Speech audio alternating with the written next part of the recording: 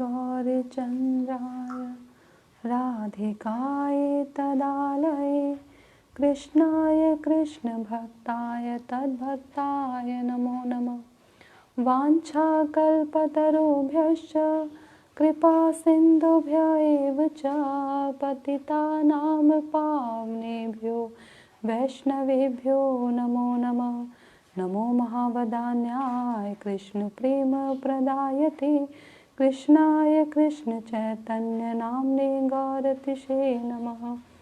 हे कृष्ण करुणा सिन्धु दीनबन्धो जगत्पते गोपेश गोपिकान्त राधाकान्त नमोस्तुते। तप्त कांचन गौरांगी राधे वृंदावनेश्वरी वृषभानुसुते देवी प्रणमामि हरिप्रिये। भक्त्या विहीनापराधलक्षये क्षिप्तश्च कामादितरङ्गमध्ये कृपामयि त्वां शरणं प्रपन्ना वृन्दे नमस्ते चरणारविन्दम्। जय श्री कृष्ण चैतन्य प्रभु नित्यानंद श्री अद्वैत गदाधर श्रीवासादि गौर भक्त वृंद। हरे कृष्णा कृष्ण कृष्ण हरे हरे हरे राम राम राम हरे हरे। हरे कृष्णा। मैं सर्वप्रथम अपने गुरुदेव ओम विष्णुपाद अष्टोत्तर श्रीमद् भक्ति वेदांत माधव गोस्वामी महाराज जी के चरण कमलों में अनंत कोटि दंडवत प्रणाम अर्पण करती हूँ। तदनंतर नित्य लीला प्रविष्ट ओम विष्णुपाद अष्टोत्तर श्रीमद् भक्ति वेदांत नारायण गोस्वामी महाराज तथा नित्य लीला प्रविष्ट ओम विष्णुपाद अष्टोत्तर श्रीमद् भक्ति वेदांत स्वामी महाराज जी के चरण कमलों में अनंत कोटि दंडवत प्रणाम अर्पण करती हूँ। आइए एक छोटा सा कीर्तन करते हैं, उसके बाद थोड़ी सी हरि चर्चा करने का हम प्रयास करेंगे। आमार जीवन सदा पापे रत नाहिक पुण्येर लेश पारे रे उद्वेग दियाछि जे कता दियाछि जीवे रे क्लेश निज सुख लागी पापे नाही डरी दयाहीन स्वार्थ पारा पर सुखे दुखी सदा मिथ्या भाषी पर दुख सुख कारा अशेष कामना हृदय माझे मोरा क्रोधी दंभ परायणा मद मत्ता सदा विषय मोहिता हिंसा गर्व विभूषणा निद्रालस्य हता सुकार्य विरता अकार्ये उद्योगियामि प्रतिष्ठा लागिया षठे आचरण लोभ हता सदा कामी एहेन दुर्जन सज्जन वर्जिता अपराधी निरंतारा शुभ कार्य शून्य सदा अनर्थ मना नाना दुखे जर जारा वार्धक्य एखाना उपाय विहीन ताते दीन अकिंचना भक्ति विनोद प्रभुर चरणे करे दुख निवेदना भक्ति विनोद प्रभुर चरणे करे दुख निवेदना आमार जीवन सदा पापे रत नाहिक पुण्येर लेश आमार जीवन सदा पापे रत नाहिक पुण्यरलेशा। हरे कृष्णा कृष्णा कृष्णा हरे हरे, हरे राम राम राम हरे हरे, हरे कृष्णा कृष्णा कृष्णा हरे हरे, हरे राम राम राम हरे हरे, हरे कृष्णा कृष्णा कृष्णा हरे हरे, हरे राम राम राम हरे हरे, हरे कृष्णा कृष्णा कृष्णा हरे हरे, हरे राम राम राम हरे हरे। आइए इस भजन का अनुवाद हम लोग पढ़ लेते हैं। बांग्ला में है तो कईयों को ये समझ भी नहीं आया होगा। अहो, मैं सारा जीवन पाप कर्मों में ही लगा रहा। मैंने लेश मात्र भी पुण्य नहीं किया, परंतु कितने ही दूसरे जीवों को उद्वेग दिया। मैं ऐसा दयाहीन और स्वार्थी हूँ तथा मिथ्याभाषी हूँ कि अपने सुख के लिए पाप से भी नहीं डरता हूँ। दूसरे को सुखी देखकर मुझे ईर्ष्या होने लगती है और दूसरे को दुखी देखकर मेरा हृदय आनंद से भर जाता है। मैं बड़ा ही क्रोधी एवं दाम्भिक हूँ। अनंत प्रकार की सांसारिक कामनाओं से मेरा हृदय भरा हुआ है। मैं विषयों के मद में प्रमत्त हूँ तथा हिंसा और गर्व मेरे आभूषण स्वरूप हैं।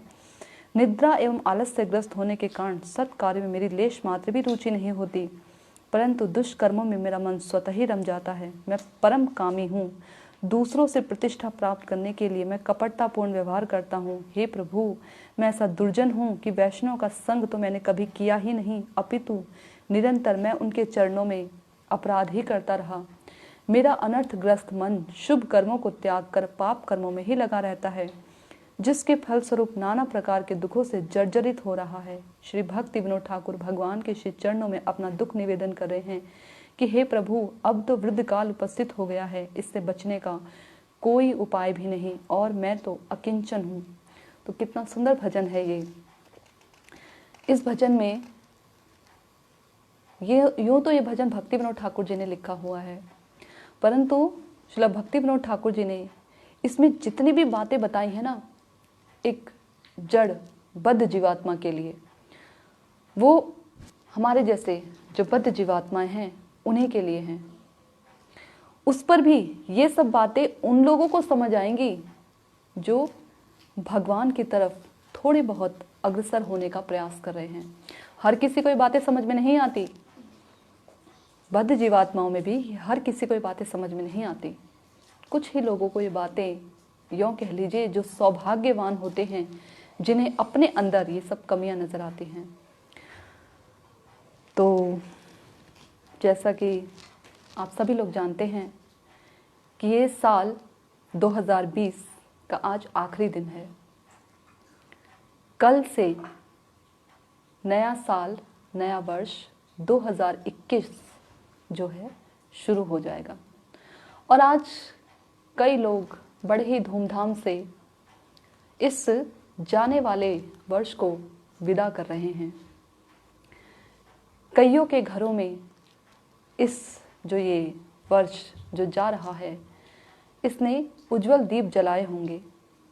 कईयों के घरों में इसी वर्ष में अंधेरे भी हुए होंगे। महामारी फैली और कितनों के घरों में बेरोजगारी भी पैदा हुई, कितनों के रोजगार भी बढ़े। तो स्थिति परिस्थिति सम और विषम दोनों ही प्रकार से रही। आने वाला जो वर्ष है, नव वर्ष, उस सभी के जीवन में सुखमय हो, इसी कामना के साथ जो हैं इस जाने वाले वर्ष को विदा देते हुए आने वाले वर्ष का स्वागत कर रहे हैं सभी लोग। इसी पर एक मेरे पास भी एक सुबह सुबह एक मैसेज आया था, मैं आपको पढ़ के सुनाती हूँ। वो मैसेज था, हर साल आता है और हर साल जाता है, इस नए साल में आपको वो सब मिले जो आपका दिल चाहता है। तो मैं ये सोचने लगी कि अगर मन को देखा जाए, यदि अपने हृदय को देखा जाए, तो इस हृदय में जाने कितनी सारी इच्छाएं और कितनी सारी वासनाएं भरी हैं। तो यदि हम उन इच्छाओं को पूरा करने के प्रयास में लग गए और यदि यही प्रार्थना करते रहे भगवान से कि हमारी ये इच्छा पूरी कर देना, वो इच्छा पूरी कर देना, तो जीवन हमारा ऐसे ही निकल जाएगा। परंतु एक भक्त भगवान से यही प्रार्थना करता है कि हे प्रभु, मुझे आपके शुद्ध भक्तों का संग प्राप्त हो, आपकी शुद्ध भक्ति प्राप्त हो। ऐसे शुद्ध भक्तों के संग में रहते हुए मैं आपकी शुद्ध भक्ति कर पाऊँ, गुरु वैष्णव की सेवा कर पाऊँ।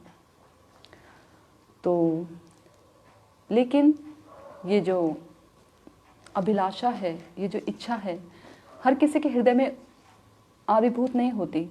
केवल और केवल भक्तों के हृदय में ही यह अभिलाषा जो है स्फुरित होती है।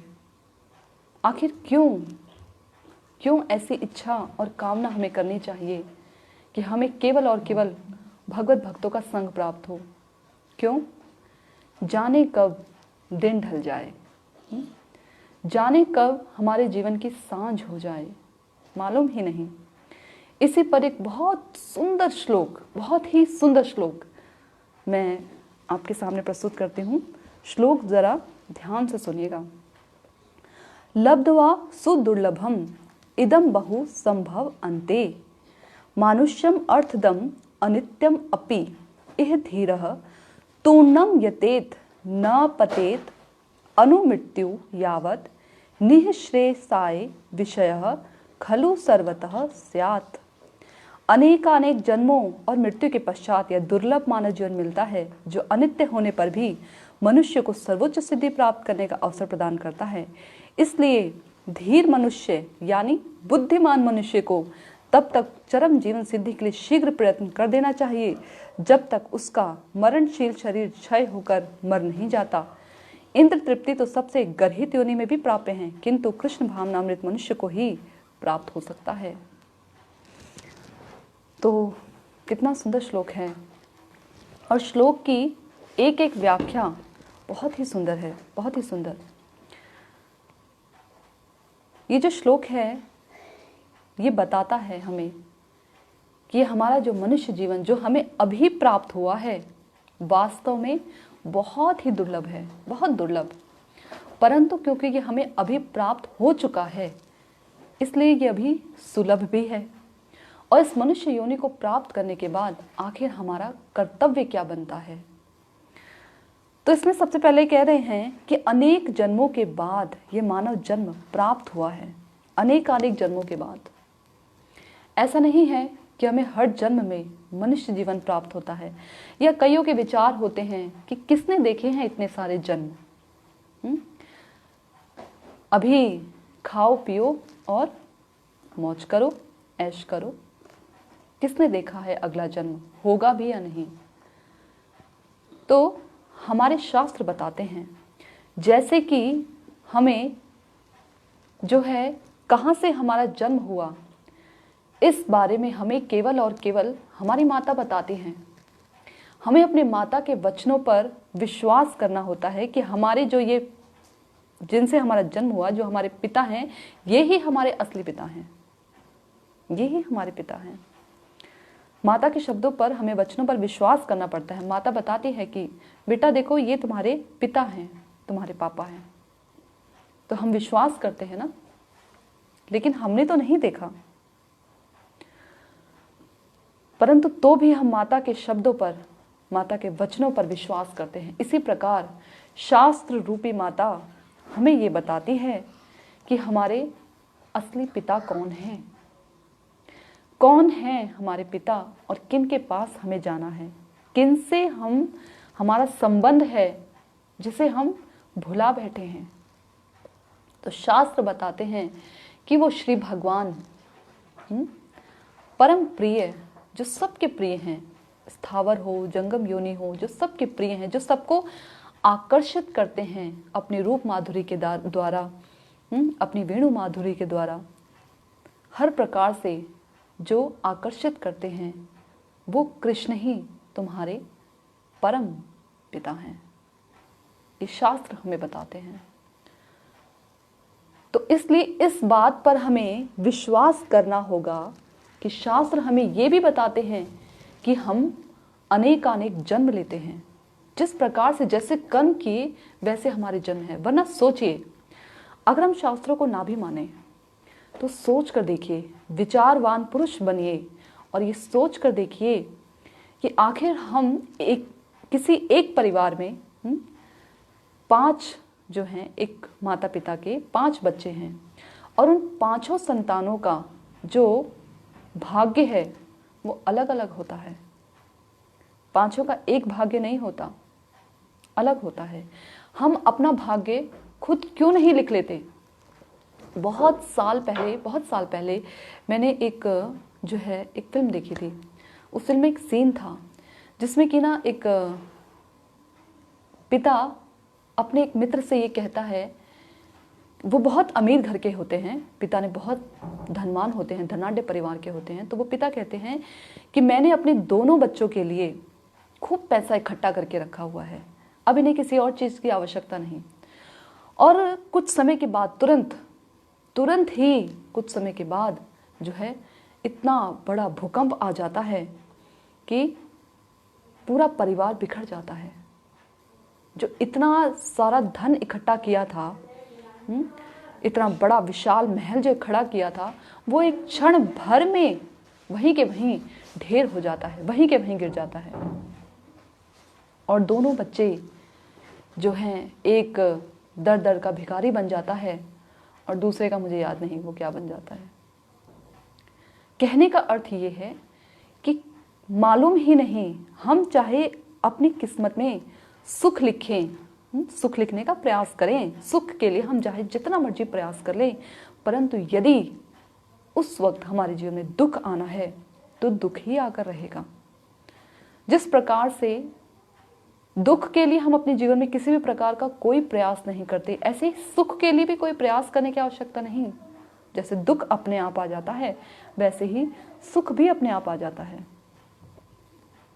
तो ऐसा नहीं है कि हमारे कोई जन्म जो हैं वो नहीं हुए, अनेकानेक जन्म हुए हैं हमारे, और हमारे अपने कर्मों के अनुसार हमारे जन्म होते हैं।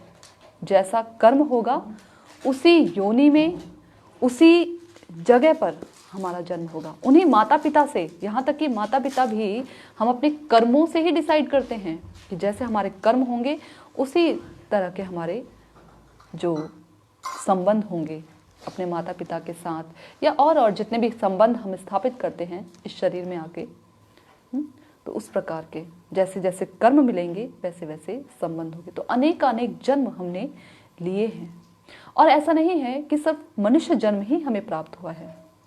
हम ऐसा ये ताल ठोक कर नहीं कह सकते कि हम हर जन्म में मनुष्य ही बनेंगे, ऐसा नहीं है। कहा ना, जैसे कर्म वैसा जन्म। यानी कि अगर हमारे इस मनुष्य जीवन में, ये मनुष्य जो जीवन है ये कर्म योनि होती है, इसी में आकर हम कर्म करते हैं। बाकी जितनी भी योनियां हैं, चाहे वो नीचे की योनि हो या फिर ऊपर की योनि हो, यानी कि देवता आदि की योनि हो, वो सभी भोग योनियां होती हैं। उसमें सिर्फ हम अपने कर्मों का भुगतान करते हैं, भोगते हैं। अच्छे कर्म हुए तो अच्छी योनि में भोगेंगे, बुरे कर्म हैं तो बुरी योनि में भोगेंगे। मान लीजिए इतने गर्हित कर्म हैं कि हमें पत्थर, कीट पतंगा आदि जो जितनी भी नीचे जो निम्न योनियां हैं, इनमें हमारा जन्म हो रहा है। ऐसे गर्हित कर्म अगर हमने किए हैं तो, और हमने इतने उन्नत कर्म किए हैं, पुण्य कर्म किए हैं, दान दक्षिणा धार्मिक कार्य ये सब अत्यधिक किए हैं, तो हमें उन्नत लोकों की प्राप्ति होगी, उन्नत हमारा जन्म होगा, देवताओं के स्थान पे हमारा जन्म होगा। वहाँ हम जाएंगे। तो जैसे हम कर्म करेंगे उसी अनुसार उसी योनि में हमारा जन्म होगा। तो यहाँ कह रहे हैं कि अनेकानेक जन्मों के बाद ये मानव जन्म प्राप्त होता है। कई प्रकार के चेतनाएं होती हैं। कैसी चेतना? जैसे आच्छादित चेतना, मुकुलित चेतना और जो है संकुचित चेतना। आच्छादित चेतना में ये पत्थर, लता, तृण, वृक्ष ये सब आते हैं। अब आप कहेंगे पत्थर भी एक योनि होती है? जी हाँ, पत्थर भी एक योनि होती है। आच्छादित, उसका नाम ही आच्छादित है, यानी चेतना पर ऐसे आच्छादन हो जाता है, चेतना लुप्त हो जाती है कि ये योनि, ये जो योनि है, आच्छादित चेतना की जो योनि है, ये योनि अपना भला बुरा कोई फील, कोई इमोशंस नहीं, कुछ नहीं जान पाते। पत्थर योनि, जैसे आपने सुना होगा ना, अहिल्या जी को मिला था ना पत्थर योनि का श्राप। अहिल्या जी को श्राप मिला था कि तुम पाषाण योनि में चले जाओ। उनके जो पति गौतम ऋषि, उन्होंने ही उन्हें श्राप दिया था। वृक्षों की योनि, यमलार्जुन, प्रसिद्ध लीला भगवान की, यमलार्जुन का उद्धार किया था भगवान ने, जो अभी हमने कार्तिक मास में दामोदर अष्टकम हम करते हैं, उसमें हम इस लीला को गाते हैं। यमलार्जुन, सप्तताल, ऐसे अनेकानेकों को जो है वृक्ष योनि प्राप्त हुई। तो इसे कहते हैं आच्छादित चेतना। जिस चेतना में हमारी ये जो चेतना है ये पूरी तरह से लुप्त होती है कि हमें भगवत भजन करना है, धार्मिक जो चित्त धर्म है, भगवान की तरफ मुड़ने का जो धर्म है, वो चेतना पूरी तरह से लुप्त होती है और किसी के खोलने से भी नहीं खुलती। दूसरी है संकुचित चेतना। उसमें थोड़े जो ये मुकुलित चेतना वाले हैं, इससे थोड़े से ऊपर की योनि आ जाती है। जैसे जल के जीव जंतु, कीट पतंगे, उड़ने वाले पतंग, और भी जितने भी कीट पतंग होते हैं, पशु पक्षी हैं, जानवर हैं, ये सभी संकुचित चेतना के अंदर आते हैं। इनकी भी जो चेतना होती है संकुचित, यानी कि बहुत संकुचित, छोटी होती है, छोटी होती है। लेकिन ये जो संकुचित चेतना है, जो ये आपकी आच्छादित चेतना, ये चेतना वाले लोग भी, जीवात्माएं भी जो हैं चित्त धर्म के विषय में नहीं जान पाती।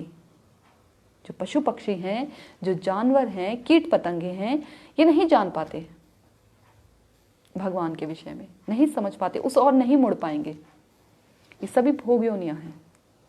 उसके बाद है मुकुलित चेतना, थोड़ी सी जिनकी चेतना जो है खुली हुई है। इसी मुकुलित चेतना में 3 प्रकार के जो जीवात्माएं हैं वो पाई जाती हैं, जो कि मुकुलित है, विकसित है और पूर्ण विकसित है। मुकुलित में आते हैं वो लोग जो कि ये नास्तिक लोग, नास्तिक और थोड़े से आस्तिकवादी, ये आते हैं मुकुलित चेतना के अंदर। जिन्हें मनुष्य जीवन तो प्राप्त हुआ है, 2 हाथ 2 पैर हैं, लेकिन 2 हाथ 2 पैर वाले पशु हैं, यानी जिन्हें सिर्फ अपनी इंद्रियों को संतुष्ट करना ही आता है। ये है मुकुलित चेतना वाले, जिन्हें और कुछ नहीं सूझता, अपनी इंद्रियों को पूरे दिन पूरे जीवन केवल अपनी इंद्रियों को तुष्ट करने में, अपने परिवार की इंद्रियों को तुष्ट करने में ही ये लोग निकाल देते हैं।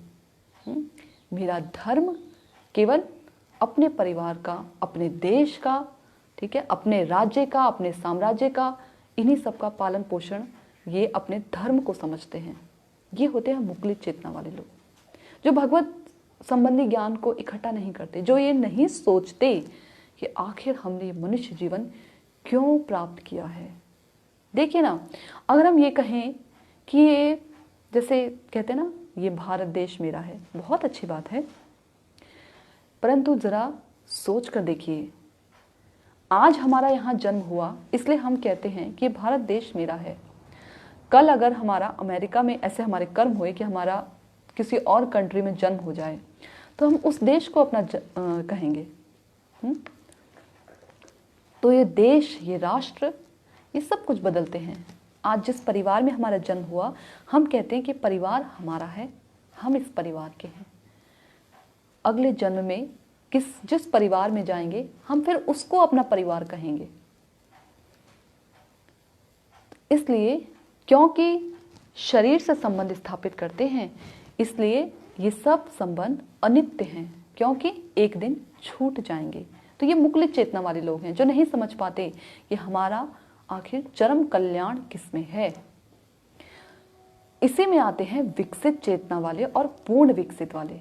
जो विकसित चेतना वाले लोग होते हैं, ये वो लोग होते हैं जिन्हें जीवन के विषय में पता लग चुका है, जो जान चुके हैं आखिर मनुष्य योनि क्यों प्राप्त हुई हमें, क्यों भगवान ने हमें कृपा करके ये मनुष्य योनि प्राप्त दी है। वो लोग जान जाते हैं, वो जान जाते हैं कि हम एक आत्मा हैं और हमारा संबंध परमात्मा से है, और उसी भूले बिसरे संबंध को हमें प्रगाढ़ करना है इसी मनुष्य जीवन में, इसी मनुष्य जीवन, क्योंकि यही कर्म योनि है ना, इसी में हम कुछ कार्य कर सकते हैं, तो इसी में हम अपने संबंध को प्रगाढ़ कर सकते हैं। तो साधन भक्ति के द्वारा साधन भजन करके अपने इस शरीर से, अपने इन जड़ इंद्रियों से उन जड़ातीत भगवान की सेवा करते हैं और फिर भगवान के धाम को जाते हैं मुक्त होने पर। तो यह विकसित लोग भगवान के धाम को चले नहीं जाते, लेकिन अभी साधन भजन करने का प्रयास कर रहे हैं। तो इनकी जो चेतना है विकसित हो चुकी है। तो ये जितनी भी अभी योनियां बताई ना, इन सब से बहुत ही अच्छे होते हैं, बहुत अच्छे होते हैं। उसके बाद आते हैं पूर्ण विकसित, यानी कि जिन्हें अपने स्वरूप का ज्ञान हो चुका है, जो भाव भक्ति के स्तर पर जा चुके हैं, वो है पूर्ण विकसित, जिन्हें मालूम पड़ चुका है, अब उन्हें ये समझ आ चुका है कि हमारा भगवान से आखिर संबंध क्या है, और बस वो अपने और अपने भगवान के संबंध को प्रगाढ़ बनाने में लगे रहते हैं। तो यह है पूर्ण विकसित, ये महाभागवत है। तो देखिए इतने जन्म और उसमें भी ये जो मनुष्य जन्म है जिसमें हमें ये बुद्धि प्राप्त हो कि हमें भगवान का भजन करना है, बहुत मुश्किल से मिलता है, बहुत मुश्किल से। तो भगवान भी कहते हैं ना, मनुष्य नाम सहस्रेतु, कि मतलब मनुष्यों में, सहस्त्रों मनुष्य में से बहुत बिरले ही ऐसे व्यक्ति होते हैं जो मेरे पास आते हैं, मेरा तत्व रूप में भजन करते हैं। तो आगे कह रहे हैं कि अनेक जन्मों के बाद ये मानव जन्म प्राप्त होता है, इसलिए अत्यंत दुर्लभ है, सुदुर्लभम, इसलिए अत्यंत दुर्लभ है, बहुत मुश्किल से मिलता है। 84 लाख योनियों को पार करके आना पड़ता है। मैं अपने बेटे को जो है चिड़ियाघर लेकर गई थी, उसमें दिखाने के लिए इतने सारे जानवर, तरह तरह के जानवर। तो जब मैं उसे दिखा रही थी जानवरों को, तो मैं सोच रही थी कि कितनी सारी ये योनियां जिन्हें मैं अभी अपनी आंखों से देख रही हूँ, ऐसा तो अनेक योनियां जिन्हें मैंने अपनी आंखों से देखा भी नहीं है। तो ये योनियां और किस किस प्रकार का इनका स्वभाव, अगर मैंने भगवत विषय में कुछ बताऊं तो इन्हें समझ नहीं आएगा। वो योनियां, और उन्हीं योनियों को देखने के लिए हम टिकट लेते हैं, हम पैसे देते हैं। कितनी अजीब बात है। अगर भजन नहीं किया तो भविष्य हमारा यही है, हम भी यही ऐसे ही किसी पिंजड़े में बंद होंगे और हमें भी देखने आएंगे लोग टिकट लेके, पैसे देके। तो कितनी अजीब बात है, अपना ही भविष्य देख रहे हैं। खैर, तो इसलिए कहा कि ये जो मनुष्य जीवन है अत्यंत ही दुर्लभ है, अत्यंत दुर्लभ, आसानी से प्राप्त नहीं होता, परंतु अभी इस समय प्राप्त हो चुका है। आगे कह रहे हैं कि ये जन्म अनित्य होने पर भी परमार्थप्रद है,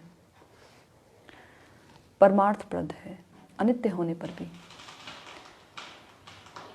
यानी कि इस जन्म में, इस मनुष्य जन्म में, ये जो शरीर हमारा है ना, ये शरीर बहुत ही अपवित्र है, बहुत अपवित्र। 9 द्वार इस शरीर में बताए जाते हैं, जिनसे सब समय गंदगी निकलती है। आँखों से गंदगी निकलती है, नाक से गंदगी, कानों से गंदगी, मुंह से गंदगी।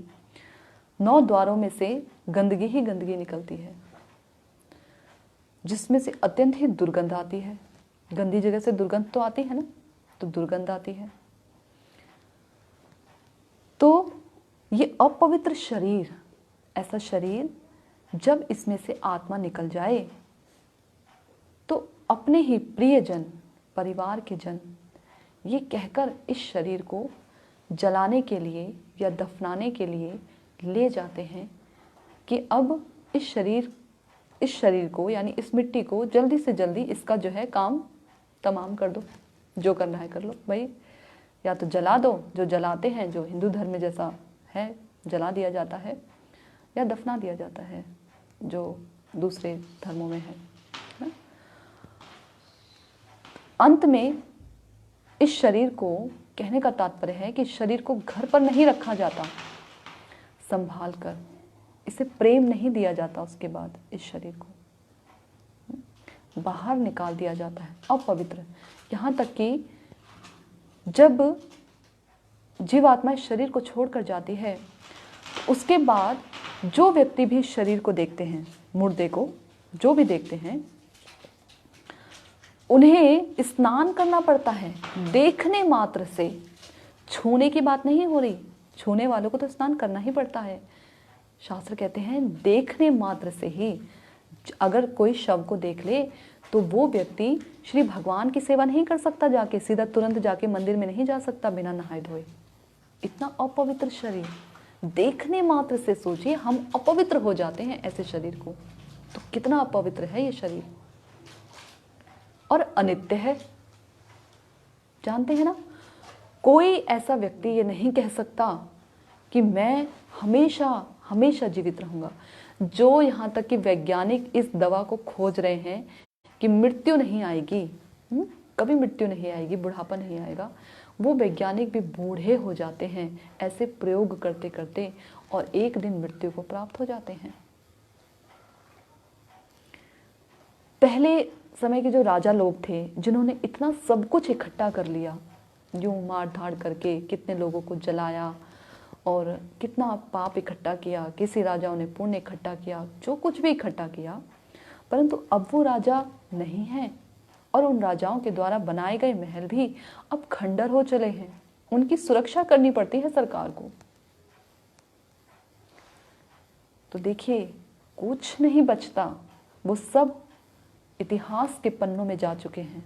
कुछ तो ऐसे हैं जिन्हें हम जानते भी नहीं इतिहास के पन्नों में, कोई तो ऐसे हैं, वो तो राजा लोग हैं जो इतिहास के पन्नों में छप चुके हैं। हमारी हस्ती ही क्या है, हमारी तो कहीं भी कुछ भी कोई हस्ती नहीं। तो इस अनित्य शरीर से और इस अपवित्र शरीर से हम फिर भी परमार्थ को प्राप्त कर सकते हैं। ये भगवान की एक बहुत ही अहेतुकी कृपा है हम पर। हम ऐसा सोचें कि हम साधन भजन कर रहे हैं और हम इतना प्रयास कर रहे हैं, इतना जो है हम हरि नाम कर रहे हैं, इतनी कथाएं सुन रहे हैं, इतनी सेवा कर रहे हैं, अब तो भगवान को हमें जो है अपनी अनुभूति देनी ही पड़ेगी, अपनी भक्ति देनी ही पड़ेगी। ऐसा नहीं है, ये भगवान हम जैसे बद्ध जीवात्माओं पर कृपा करते हैं, कृपा करते हैं। वरना हम तो कितने अपवित्र हैं और वो तो परम पवित्र भगवान हैं, परम पवित्र, जिनके नाम लेने भर से चांडाल कुल यानी कुत्ता खाने वाले परिवार जो है वो भी तर जाता है, मुक्ति पद का अधिकारी हो जाता है। उनका नाम लेने मात्र से, उनकी कथाएं सुनने मात्र से हमारे इतने अनर्थ, कहा था ना, आमार जीवन सदा पापेरत नाहिक पुण्य रिलेश, हमारा जो पापमय जीवन है वो पवित्र हो जाता है उनकी कथाएं भर सुन लेने से, कथाएं भर सुन लेने से, उनके दर्शन भर कर लेने से परम पवित्र हो जाते हैं। ऐसे परम मंगलमय, ऐसे परम पवित्र भगवान हमारे अपवित्र शरीर के द्वारा की गई सेवा को स्वीकार करते हैं। ये उनकी हम पर अहेतु की कृपा है। इसलिए कभी हमें ये नहीं सोचना चाहिए, इस बात का अहंकार नहीं करना चाहिए कि हम इतने अच्छे साधक हैं, इतने अच्छे भक्त हैं। ये भगवान की हम पर कृपा है कि हम इस अपवित्र शरीर से उन परम पवित्र भगवान की सेवा करने का प्रयास भर कर रहे हैं। भगवान उसे स्वीकार कर रहे हैं। पता है कैसे? जैसे कि एक छोटा सा बालक, कोई बल नहीं, उसमें कोई बल नहीं है, अपना कोई बल नहीं, परंतु वो अपने पिता की, मान लीजिए अपने पिता के पैरों को चाप रहा है, अपने पिता के पैरों को दबा रहा है। छोटा सा बालक है, उसके हाथों में कोई किसी प्रकार का कोई बल नहीं है, परंतु उसके पिता जब अपने पुत्र को ऐसा करते हुए देख रहे हैं तो पिता अत्यंत हर्षित हो रहे हैं। पिता को कोई फर्क नहीं पड़ रहा उसके अपने पैरों को उससे दबाने में। पिता का दर्द कम नहीं हो रहा पैरों का, परंतु तो भी उसके पिता जो हैं अपने उस पुत्र की सेवा को स्वीकार कर रहे हैं सहर्ष, जबकि बच्चे का कोई बल नहीं है, कोई बल नहीं, एक आत्मीयता का संबंध, और पिता उसे स्वीकार कर रहे हैं। जैसे कि पिता ने ही अपने छोटे से बच्चे को कोई खाने की वस्तु दिलवाई और बेटा ले जाकर सबसे पहले अपने ही पिता को कहे, पिताजी आप भी लीजिए ना इसमें से, तो पिता कितने प्रसन्न होते हैं। जबकि वो वस्तु किसने दिलाई? पिता ने। और वो बेटा अपने ही पिता को, अपने पिता के द्वारा दी हुई वस्तु को उन्हें दे रहा है, तो भी पिता उससे पलटकर ये नहीं कहते कि ये तो मैंने ही दिया था, मुझे क्या दे रहे हो। पिता उसे सहर्ष स्वीकार करते हैं और प्रसन्न होते हैं अपने पुत्र की ऐसी क्रिया पर, बलिहारी जाते हैं ऐसे पिता अपने पुत्र के ऐसे कार्यों पर। ऐसे ही भगवान, ऐसे जो उनके भक्त हैं, जो उनके सेवा करने का प्रयास भर करते हैं, कोई बल नहीं साधन में, प्रयास भर करते हैं, भगवान ऐसे अपने भक्तों पर, अपने बच्चों पर बलिहारी जाते हैं। तो ये कृपा है उनकी। बच्चे का कोई बल नहीं है, बच्चे की कोई महानता नहीं, महानता किसकी है? पिता की। से भगवान की महानता है कि वो इतना हमें प्रेम करते हैं। तो इसलिए तो ऐसे अनित्य और अपवित्र शरीर से हम उन भगवान को अपने जो परमार्थ है, परम अर्थ जो है, पांचवा अर्थ जिसे कहा जाता है, उसको हम प्राप्त कर सकते हैं, प्राप्त कर लेते हैं।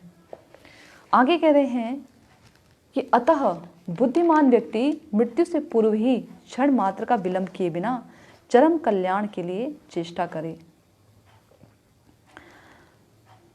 बुद्धिमान व्यक्ति कौन है? बुद्धिमान व्यक्ति किसे कह रहे हैं शास्त्र? बुद्धिमान व्यक्ति, धीर व्यक्ति किसे कहा? उसे कहा बुद्धिमान व्यक्ति जिसने ये जान लिया है कि वो एक आत्मा है। देखिए, पता होने में और समझ लेने में बहुत फर्क है। पता तो हम सभी को है कि हम एक आत्मा है, कितनी बार सुना है, कितनी बार पढ़ा है, कितनी बार हमें बताया गया है कि हम एक आत्मा है, पता तो सभी को है, परंतु इसे समझना बहुत बहुत मुश्किल है, बहुत मुश्किल। आत्म साक्षात्कार जिसे कह लेते हैं, आत्म यानी अपने आप को पहचान लेना, अपना ही साक्षात्कार हो जाना, आत्म साक्षात्कार।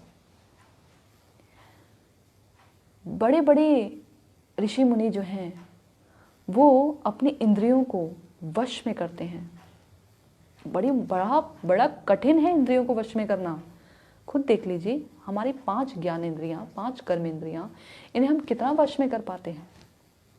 बैठे हैं हरिनाम करने, कितनों के प्रश्न आते हैं, हमारा माला में मन नहीं लग रहा, लेकिन ये बड़े बड़े अभ्यास के द्वारा कितना मुश्किल है मन को कंट्रोल करना, बहुत मुश्किल है। इन मन को, इन इंद्रियों को, इन जड़ विषयों में लगी जो आसक्ति है, इससे अपनी इंद्रियों को हटाना बहुत मुश्किल है। परंतु ऐसे बड़े बड़े ऋषि मुनि, ज्ञानी, ध्यानी, योगी ये सब कुछ कर लेते हैं, सब कुछ कर लेते हैं। तो भी ये लोग भी कभी कभी चूक जाते हैं, अपने आत्म साक्षात्कार से चूक जाते हैं।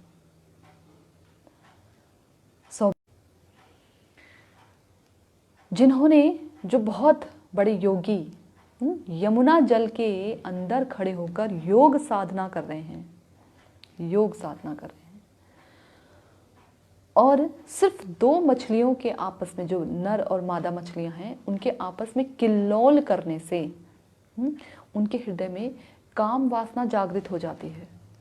और उस जल से बाहर निकलकर, जिन्होंने अपने इतने साल साधना में दे दिए, योग साधना में, वो व्यक्ति, वो योगी, वो सोबरी मुनि जल से निकलते हैं और 50 मानवता की जो 50 पुत्रियां हैं, उनसे एक साथ विवाह कर लेते हैं।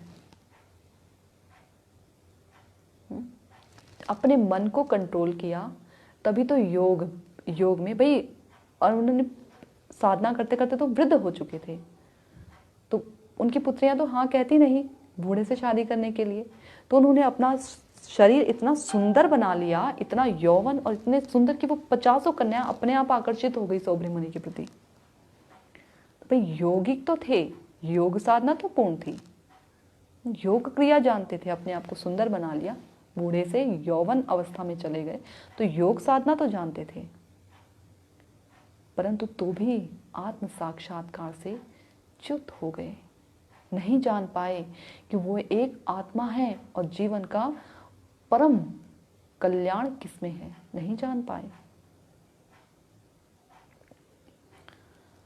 तो ऐसे अनेक शास्त्रों में उदाहरण दिए गए हैं, ये तो केवल एक ही उदाहरण है। तो ऐसा मैं कह रही थी कि बड़े बड़े योगी ऋषि मुनि भी नहीं जान पाते, नहीं सच में जिन्हें कहा जाए कि बुद्धिमान व्यक्ति हैं, नहीं बन पाते। तो कौन, बड़े बिरले ही लोग हैं जो ये जान पाते हैं कि हम एक आत्मा हैं, ये समझ पाते हैं।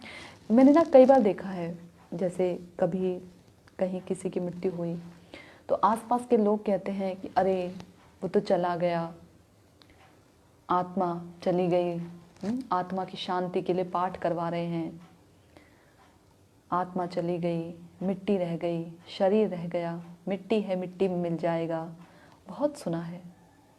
यानी कि इतना ज्ञान है कि हम एक आत्मा हैं,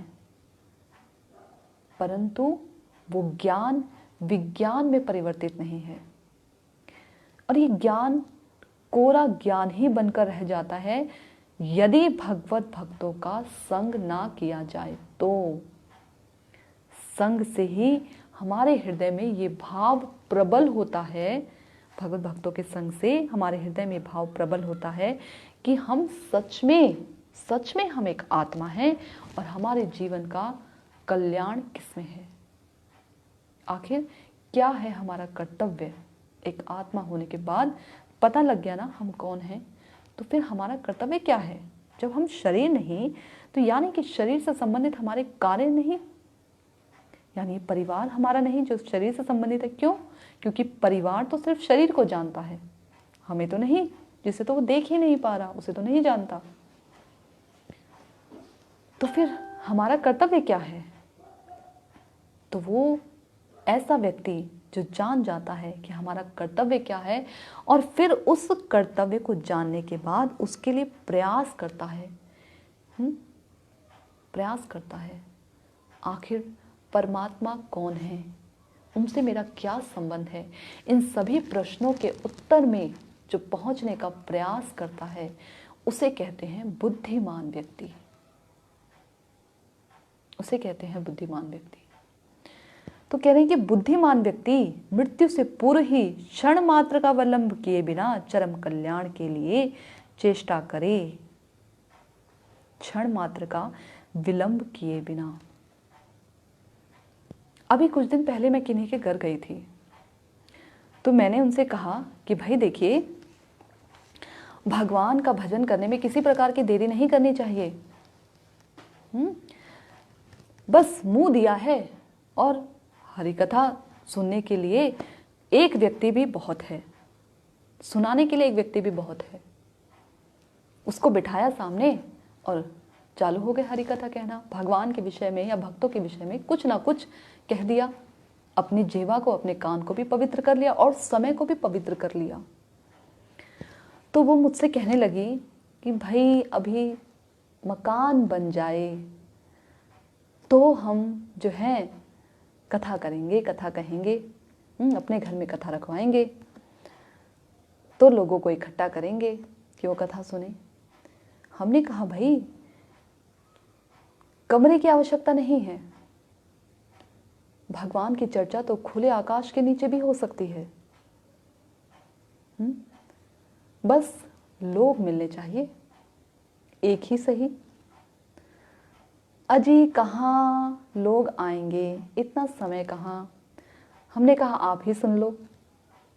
अजी मेरे पास समय कहाँ, मेरी तो तबीयत खराब हो जाती है, कभी मेरे कमर में दर्द, कभी मेरे सर में दर्द, कभी मुझे बुखार हो जाता है, तो मेरी तो तबीयत खराब हो जाती है। हमने कहा भाई परिवार में 3 सदस्य रहते हैं, और तीनों का जो भोजन बनाने का उत्तरदायित्व है वो तो आप ही के ऊपर है। तो भोजन भी तो बनाया जाता है ना, घर के बाकी क्रियाकलाप भी किए जाते हैं। घर पर यदि कोई मेहमान आ जाए तो यथोचित उसका आदर सत्कार भी होता है। तो जब हर घर का सारा कार्य हो सकता है, शरीर से संबंधित हर कार्य हो सकता है, तो फिर भगवान से संबंधित कार्य क्यों नहीं? इसके लिए क्यों इतना टाल मटोल किया जाए? तो उनकी बातें सुनकर ना मुझे श्लोक याद आ गया उस समय। तो खैर, जैसे कई लोग कहते हैं ना कि अरे अभी हमें अपना मकान बनाना है, अभी अपने बच्चे को सेटल करना है, अभी थोड़े सेटल तो हो जाएं, अभी अपनी बेटी की शादी तो कर लें, बेटी की शादी होने के बाद हम जो है भगवत भजन की ओर अग्रसर होंगे। बेटे का विवाह हो जाए, बेटा सेटल हो जाए, दुकान लग जाए, घर लग जाए, इसके बच्चे हो जाएं, तब सेटल होंगे। ऐसे करते करते बुढ़ापा आ जाता है, वार्धक्य एखन। ऐसे करते करते बुढ़ापा आ जाता है। और किसने देखा है बुढ़ापा आए? ये ज़रूरी नहीं, ये कोई नहीं कह सकता कि एक छोटे बच्चे की मृत्यु नहीं होती, होती है। हमने देखा है गर्भ के बच्चे भी मरते हैं, गर्भ में रहने वाले बच्चे भी मरते हैं, गर्भ से बाहर निकला 1 दिन का बालक भी मरता है, 2 दिन का बालक भी मरता है, हफ्ते भर का बालक भी मरता है, महीने भर का भी मरता है, साल भी मृत्यु होती है, यौवन अवस्था में आकर भी मृत्यु होती है। तो किसने देखा है कि बुढ़ापे में बुढ़ापा जो है उसके बाद ही मृत्यु आए? नहीं देखा ना। तो फिर क्यों हरि भजन में समय को इतना व्यर्थ किया जाए? हरि भजन जो है हमें करना अत्यंत आवश्यक है, ऐसे टाल मटोल नहीं करना चाहिए हमें।